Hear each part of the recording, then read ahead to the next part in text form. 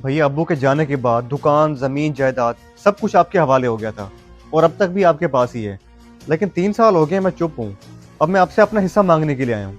हिस्सा? 3 साल चुप करके मुझ पे एहसान किया है? तुझे पता भी है घर की जिम्मेदारी और दुकान किसने संभाली है? और अब्बू जो बीमार थे, रात को देखभाल जो करता था, वो भी मैं। तू कैसे भूल सकता है? मुझे पता है भैया, आपने सब कुछ किया है और घर के बड़े आप ही थे, तो इसलिए सारी जिम्मेदारियां आपने खुद ही की। लेकिन मैं कोई गुलाम तो नहीं हूं ना आपका, सगा भाई हूँ।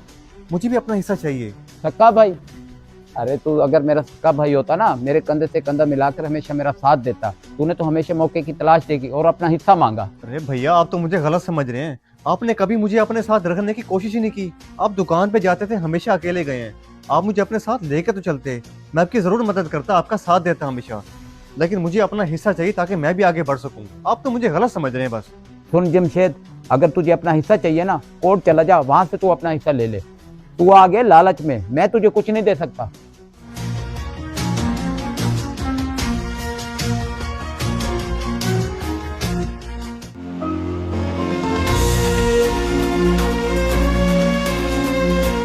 खैर तो है लोधी साहब, दुकान बंद करके किधर जा रहे हैं? और आपका मूड भी ऑफ लग रहा है। सब खैरियत तो है? मूड क्यों ना खराब हो, अपना भाई भी पराया बन गया। कहता है दुकान घर और जमीन में से हिस्सा दो, लालच में आ गया वो। हाँ, तो इसमें मूड खराब करने वाली कौन सी बात है लोधी साहब? इतने अरसे तक आप ही के पास तो था सब कुछ। अब अगर उसने अपना हक मांग ही लिया है तो इसमें गलत क्या है? क्या मतलब उसका हक है? अब तू भी मुझे सबक सिखाने आया है? तू मेरी साइड लेगा या उसकी? तुझे तो बताना ही फजूल है। मैं उसकी साइड नहीं ले रहा लोधी साहब, मैं तो सिर्फ हक और इंसाफ की बात कर रहा हूँ। आपका छोटा भाई है वो, अगर आप उसका ख्याल नहीं रखेंगे तो फिर कौन रखेगा? और इसके बाद तो सिर्फ और सिर्फ अदालत के चक्कर ही लगेंगे, और क्या। कोई बात नहीं, अगर मेरा छोटा भाई होकर अदालत अपना हक लेने जा सकता है ना, तो मैं भी देखता हूँ वो कैसे अपना हक लेता है।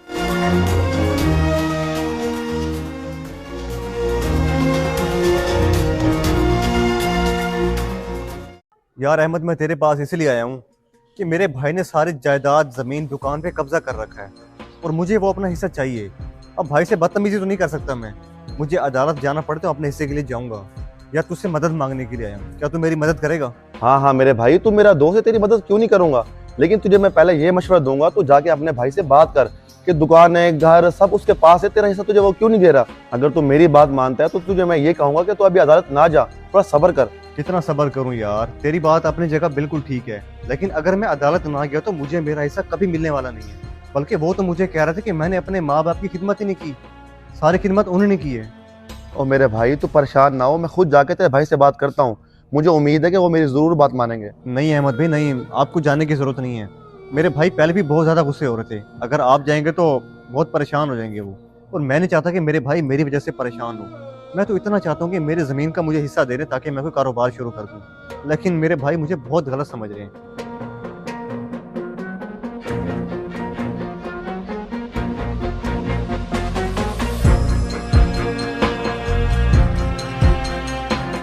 छोटे बात सुन मेरी, बाप की जायदाद में से जो दुकान है या जमीन है, जो भी तेरा हिस्सा बनता है ना, वो मैं तुझे देने के लिए तैयार हूँ। क्या मतलब भाईजान? कल तक तो आप बहुत गुस्से में थे और आपने मुझे साफ साफ मना किया था कि आप मुझे कुछ भी नहीं देंगे। बल्कि आपने तो मुझे इतना कहा था कि मैं अदालत चला जाऊं अपना हिस्सा लेने के लिए। आज इतना नरम दिल कैसे हो गए आप? हाँ, मैंने कहा था कि तू अदालत चला जा, लेकिन मुझे लोगों ने समझाया कि छोटे भाई का हक क्यों खा रहा है। फिर मुझे समझ आया कि तेरा भी हक बनता है, मैं तुझे सब कुछ दे दूं तेरा। ये तो बहुत अच्छी बात है भाईजान कि आप मुझे हिस्सा देने के लिए तैयार हो गए। बहुत खुशी हो रही है मुझे। लेकिन मुझे किसी बात का अफसोस नहीं है, बस सिर्फ इस बात का दुख है कि कल आपने मुझे लालची बोला, जबकि मेरे दिल में आपके लिए कोई लालच नहीं है। मैं तो हमेशा आपकी इज्जत करता आया हूँ। जब से मुझे आपने लालची बोला है, मैं सारी रात नहीं सो पाया और यही सोचता रहा कि आप मेरे बारे में ऐसे सोचते। मुझे पता है मैंने तेरे साथ अच्छा नहीं किया और बुरा भला भी कहा तुझे। बड़े भाई होने के नाते मैं तुझसे माफी मांगता हूँ। कल से मेरे साथ तू दुकान पे चलेगा। आप मेरे गले तो लग जा।